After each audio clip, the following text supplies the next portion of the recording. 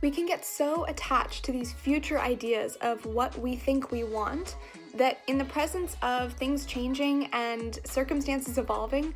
we stay attached to that and lose focus or lose sight of what the core feeling was that inspired us to choose that thing in the first place. So, with college, for example, if your idea of college is now going to look completely different and you're feeling upset by that,